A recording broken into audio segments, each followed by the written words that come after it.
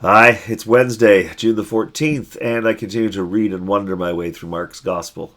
And today it's Mark chapter 6, verses 1 through 7. In chapter 5, Jesus healed a man who was possessed by many demons. They were legion. A woman who had been hemorrhaging for 12 years, and also a child who had apparently died. With these healings, with these encounters, it seems to me that Jesus was revealing, at the very least, the inadequacies of the whole social religious system. These were people who deserved help, the best they could do for the man was to, tie him up outside of the town and avoid him. The best they could do for the woman was stay away from her because she would make them ritually unclean as she was bleeding.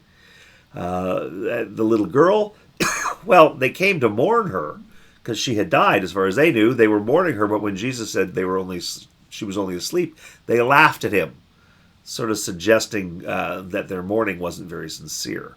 To switch so quickly to derision. So, whether this is pointed at the religious system or the social system, they are intertwined. And I think Jesus is saying, at the very least, they're not working. Something's broke here. So the world is not as it should be, and people are not behaving the way they should be. So, let's see what happens next. So here it is. It's Mark 6, 1 through 7. Jesus left that place and came to his hometown, and his disciples followed him. On the Sabbath, he began to teach in the synagogue, and many who heard him were astounded. They said, "Where did this man get all of this? What is this wisdom that's been given to him? What deeds of power are being done by his hands? Is not this the carpenter, the son of Mary, and the brother of James and Joses, and Judas and Simon? Are not his sisters here with us?" And they took offense at him.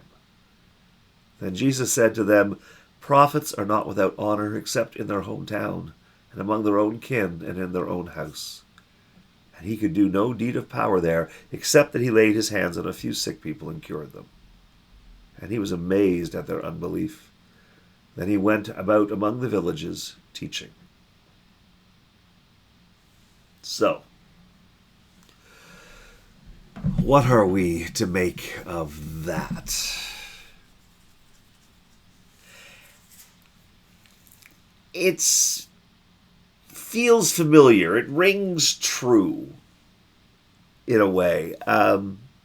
You can picture it, can't you? Jesus comes to his hometown, all right? Your hometown is not Toronto, Los Angeles, New York. It's not massive. You come to your hometown and you are recognizable. But you come to your hometown and you have disciples following you. Guess who's got disciples? Who does he think he is? You see? We're all regular people, and suddenly one of us has disciples, and one of us, oh my God, listen to what he's saying. Where did he get this wisdom? And I don't know whether it's what he's saying is so profound and wise. I can't believe it's coming from the kid I played baseball with, or there's a certain sarcasm. Oh, I see. And suddenly he's got wisdom, does he? Okay. Yeah, he's got disciples. Oh, and he's got wisdom. Sure. Oh, gotcha. Uh-huh. And deeds of power. Not that they're seeing them, but they've heard about them. And they're doubting him. These all sound possible to me. That there is a disbelief, because how can these things be happening with somebody that I played baseball with? Or, look who thinks he's such a big deal now. I guess we're just too good for the rest of us now. You've got disciples and wisdom and deeds of power. Yeah, of course you do. You know what? You're just the carpenter's kid. You're just the carpenter, frankly, and your brothers, they're not a big deal, and your sisters are still here. Yeah. I think there is an angry derision to it. Hence the line, and they took offense at him. It's one thing not to quite know how to believe. It's another thing to decide you're not gonna believe. right? It says Jesus was amazed at their unbelief. It's a story that I have told before, maybe not here, but it's cute and it's trite, but it's also true.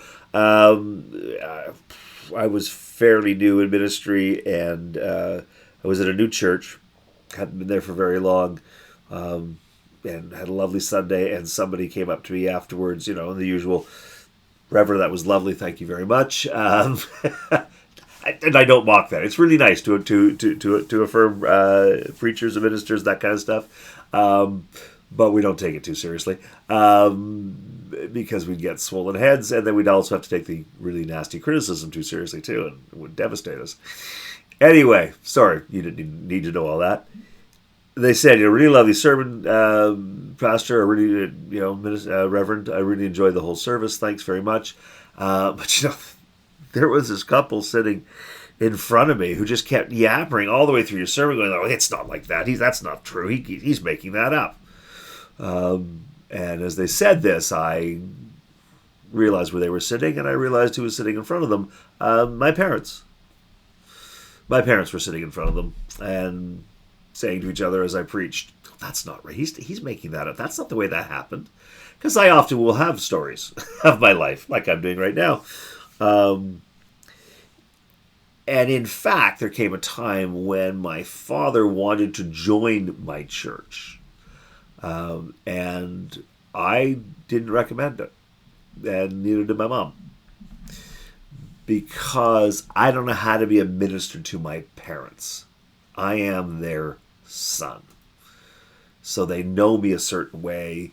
They expect me to be a certain way. And even if they can recognize that I'm not the 17-year-old, who slept all day and irresponsibly left a mess everywhere, those memories are still there. And so when they hear me speak, what their mind's going to is, how accurate is that story? Why do I think of that was different? Wait a minute, he didn't work all summer. He only worked for 4 weeks of the summer. Why is he saying he worked the whole summer? Those kind of things. They get focused on those discrepancies that come from our different perceptions of shared time. So I don't, and also because I have the same thing with them too. They're my parents. Can I really do for them what I do for others? Ultimately, by the way, they did join my church, but I'm in a team ministry, so I don't have to be their minister. Anyway, so I have some sympathy here. Is that not the son of Mary, the brother of James and Joseph and Judas and Simon? It's just hard for me to believe that guy that I know so well went to school with him, or my cousin went to school with.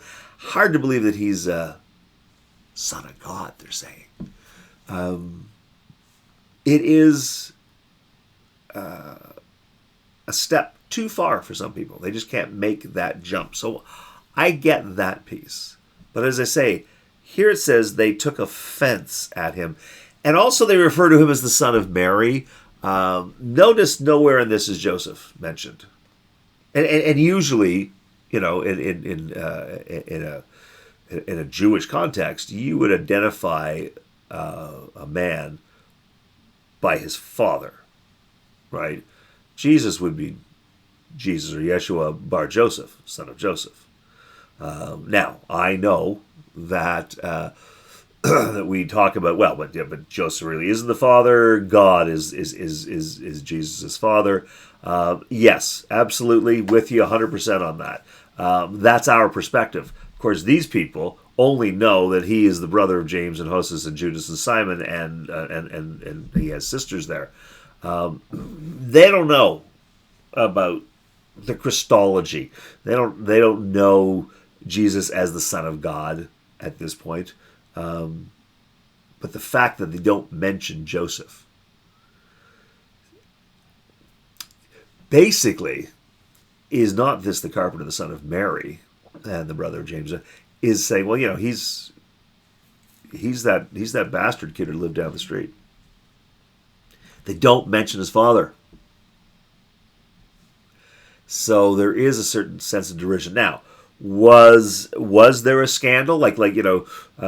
Growing up, were people aware that Joseph wasn't Jesus' father, I mean, is actually the Christmas story and what follows it told very differently in this context. I mean, Mark doesn't tell the story, but for them, do they have a very different story of Jesus' childhood, Jesus being born and growing up?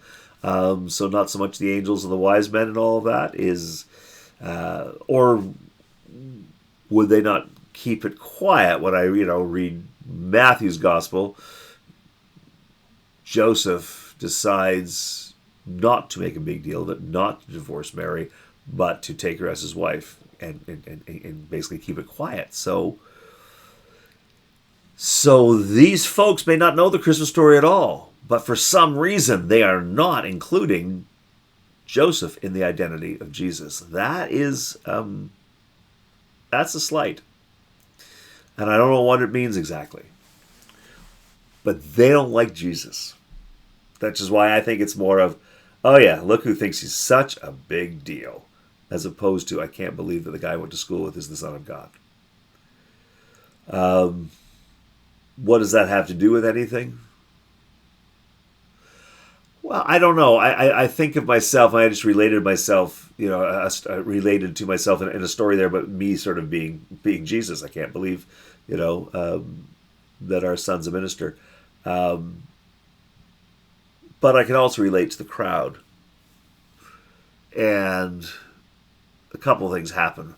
One, when I know somebody, once I finally figure out who they are, then I've labeled them and they're done. So, if you have been the irresponsible alcoholic, there's a very good chance that even if you've been sober for 10 years, I still might think of you as the irresponsible alcoholic and not trust you. And not give you opportunities I might give somebody with whom I don't have that shared memory, right? And in doing that, here in the story, they are missing out on the wisdom, on the deeds of power. They are missing out on the presence of God. There is God present. They're not seeing that. When I label people, I don't allow them to grow or be dynamic. I don't allow them to reveal God to me. I'm closed off to them. So there's a message in that for me, I think. And also, every now and again, it's easy to fall into the sort of the tall poppy syndrome. I mean, if you get really good at something, like look who's all full of themselves now. If I have a colleague who becomes suddenly successful, just sort of exceeds expectations. And exceeds me and the other folk that we are all in this together, and suddenly, oh, you're such a big deal. There can be a little bit of resentment. How come it's not me? Why didn't I get that? I should have had that break. Why am I not? Why am I not in charge of that? Why am I not the moderator of the United Church of Canada? I do not want to be the moderator of the United Church of Canada. And the current moderator is a friend of mine, and she's awesome and amazing. But I recognize the tendency every now and again to sort of be jealous. Who thinks, look at who thinks they're such a big deal. So there's some personal pieces in this for me. And they invite me to wonder about myself. They're kind of like, they're parabolic, right? They come back at me, make me think. But what I also find interesting in this passage is that he could do no deed of power there. So the fact that they wouldn't believe him, wouldn't believe who he was, limited his power.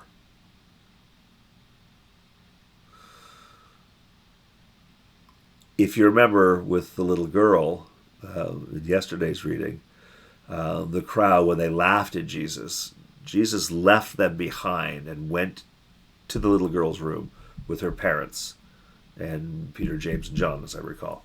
So just a small group. And she was healed, cured, whatever, she was restored. Is that because Jesus doesn't work well when surrounded by unbelief? So we just need the believers. Terrific speaker, Baptist preacher from the U.S., Tony Campolo, talks about the time that he was asked to heal somebody. And that was not in his repertoire of things. It was a great big college gathering, and this young man with braces on his legs was brought to him, and they asked Tony to heal him, and Tony reflects like, that's not a thing I do, but you got all these people there, and you don't want to be embarrassed, but you also don't want to get into something that you just don't do or know how to do, or So he said, well, he figured the first thing he could do was to clear the room. So he said to them, even Jesus couldn't heal when surrounded by unbelievers. So unless you believe a healing is going to happen here, I'm going to ask you to please leave. And as he said, it didn't empty the room, but it sure brought the numbers down. So what he was suggesting there is that, that Jesus can be thwarted by our unbelief, and that preaches really well, right? Unless you really believe, then God can't be active in your life. Yada yada yada. Sorry, don't mean to dismiss it. Yes, that works. I get it, but I'm wondering about that. For one, I do believe that living in this life, I am in a relationship with God, and the relationship matters. So I am not passive. I am a participant with God. So my participation will affect the outcome, and so can slow down things or speed them up, enhance them or diminish them. I get that. But I'm not convinced that I have the authority and the power to thwart God's will. And that to me is the other end of that. If their unbelief means that Jesus could do no deeds of power, right? Then that suggests if we all unbelieve, if we all disbelieve, then God can't act in the world. I'm not prepared for that. And neither is Mark, it seems, because he says, and he could do no deed of power there, except that he laid his hands on a few sick people and cured them. So does that mean he cured fewer people than he might have, if people had been believing and accepted him? Or does it mean his deeds of power are not really about healing people? What if deeds of power have to do with his teaching and his ability to change lives, to have people have their hearts turn, to make them aware of God in a way they'd never been before? Then that makes sense to me. He could do no deed of power there, meaning he couldn't awaken anybody to God's presence. He couldn't get them to change, to see that the system is broken, but that they have the power to fix it. He couldn't do any of that because they weren't willing to invest with him. They'd already figured out who he was. He's the carpenter's kid, right? Actually, not the carpenter's kid. He's the carpenter, the son of Mary. So because they had locked him into an identity and wouldn't allow him to be more, he couldn't change their hearts and minds. That's the real deeds of power. Yeah, he could heal some people who came, absolutely, because he still can do the stuff with the demons and fix things. Got it. But the deed of power that matters, the changing of hearts and minds, he couldn't do that because their minds were made up. That preaches to me. That makes some sense to me. I don't know that that's the right way to read this or the only way to read this, but it is a way to read it, and it's the way that makes the most sense to me. Because if Jesus' deeds of power are simply about healing, well, then just, well, do what he was doing a couple chapters ago. Sit down and out in the countryside and just have people come to you and just they come and you heal them, come and they heal them, come and you heal them. But Jesus wants to teach, right? And these people just don't want to learn. So what stops me from the gift that Jesus offers me, what stops me from the transformation where I see God in the world, where I recognize that I am loved and that I am part of this, when I recognize my power that comes with being engaged with God and loving my neighbor, all of that, that doesn't happen if I've already made up my mind about who Jesus is or about who you are, about who I am. But I don't give any room for God to move because I've already figured out who everybody is and how they all fit in. I need to let go of that and be open to God moving in the world, not just back and forth around my garden, but I mean moving through people's hearts and minds. So even though I've known you as an accountant for the last 25 years, there's more to you than being an accountant. You know, even though I've known you as the person who hurt and betrayed me, I'm also open to you being something else and somebody else. I haven't slotted you. Not because that damage, I mean, yes, it does damage you in one sense if I slot you, but more than that, it doesn't allow me to see God moving in you. And so I shut myself down from the real deeds of power, which are to see God in the world. I think. Maybe. Anyway, you know what? I've gone on enough. I'm going to leave that with you and see what you think of it. So for now, let me offer a prayer. Let us pray.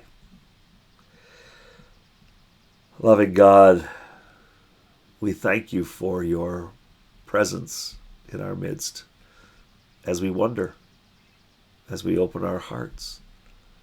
God, keep us from making up our minds too quickly. Keep us from shutting down, satisfied that we have the right answer, so that we stop looking, feeling, hearing, and growing with you. God, let our wondering be a reminder how important it is to see the world and all of creation new every day. We pray in the name of your Son, Jesus Christ, through the Holy Spirit. Amen. Well, that's enough for me today. I know I did some rambling. Blame the shirt. But anyway, I hope to see you tomorrow. And until I do get to see you, God bless you. Please know that God sees you and loves you. And God moves in the world in and around and through you. You make a difference. That's what it means to be blessed. So God bless you. See you tomorrow.